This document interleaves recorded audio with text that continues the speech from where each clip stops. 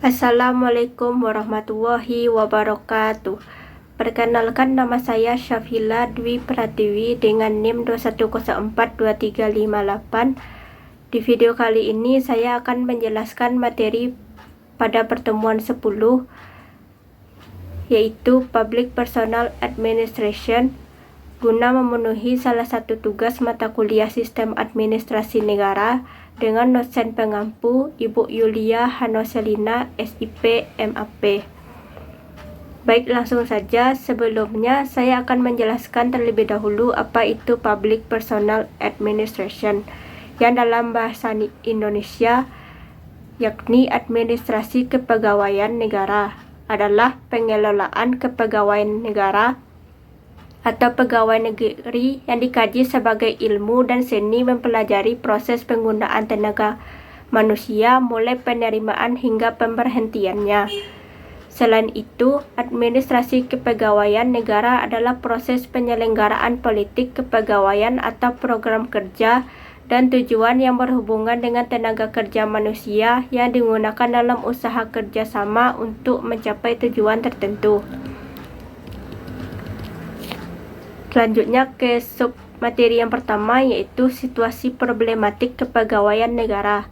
Berlakunya sistem otonomi daerah tentunya juga banyak menimbulkan permasalahan yang berkaitan dengan kepegawaian, meliputi yang pertama, yaitu dengan adanya desentralisasi kewenangan yang diberikan kepada daerah, ada kemungkinan jumlah dan struktur PNS di daerah menjadi tidak terkendali. Apalagi bila dalam pengangkatan pegawai baru dan promosi serta mutasi tidak mengikuti prinsip merit system, tetapi lebih kepada merit system atau sistem kekeluargaan yang dianut oleh pemerintah pusat saat ini.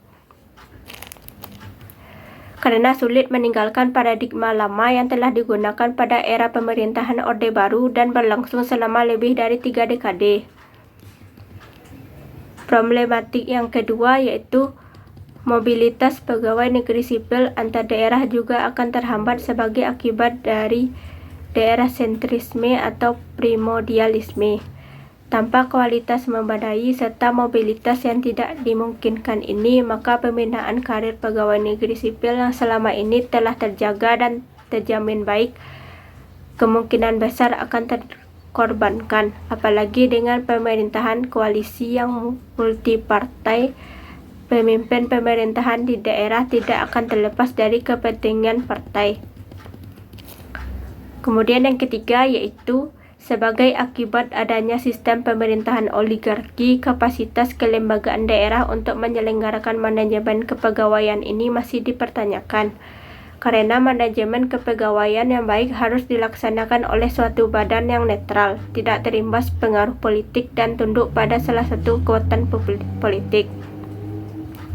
Ditambah dengan daya serap daerah yang masih sangat terbatas, kerancuan dan kekacauan manajemen kepegawaian diperkirakan menimbulkan masalah lain dari otonomi dan desentralisasi. Kemudian yang keempat, yaitu terkadang pola rekrutmen di suatu daerah kurang memperhatikan standar kompetensi calon pelamar, sehingga tentu saja akan berakibat pada kompetensi masing-masing calon pencari kerja. Akibat lebih lanjut adalah pemborosan biaya karena harus mengeluarkan anggaran untuk mengupgrade calon pegawai tersebut agar sesuai dengan standar kompetensi di daerah lain. Implikasi lebih lanjut adanya penerimaan pegawai yang tidak sesuai kompetensi adalah kinerja organisasi menjadi kurang optimal. Kemudian yang kelima, yaitu sampai saat ini masih banyak instansi daerah yang melakukan pengadaan pegawai negeri sipil tanpa melibatkan lembaga independen, ataupun apabila menggunakan lembaga independen, pada seleksi tahap akhir yang menentukan hasilnya adalah kepala instansi yang bersangkutan. Kemudian problematik yang terakhir, yaitu pada prakteknya setelah memasuki era otonomi daerah, banyak unsur korupsi yang menyangkut kepegawaian tidak hanya pada pengadaan pegawai negeri sipil, namun juga pada penempatannya. Hal yang tidak asing lagi di daerah bahwa jabatan dan posisi di pemerintah daerah dapat diperjualbelikan. Di samping unsur tersebut, penempatan pegawai negeri sipil daerah di daerah juga rawan akan ketidakadilan karena banyak terjadi penempatan seseorang tidak didasarkan pada analisis jabatan tetapi hanya karena faktor like and dislike pimpinan. Kemudian submateri yang kedua yaitu pembentukan karakter pegawai negeri. Pada masa orientasi atau calon pegawai negeri sipil, proses pendidikan dan pelatihan terintegrasi untuk membangun integrasi moral dan kejujuran, semangat dan motivasi nasionalisme dan kebangsaan, karakter kepribadian yang unggul dan bertanggung jawab, dan memperkuat profesionalisme serta kompetensi bidang.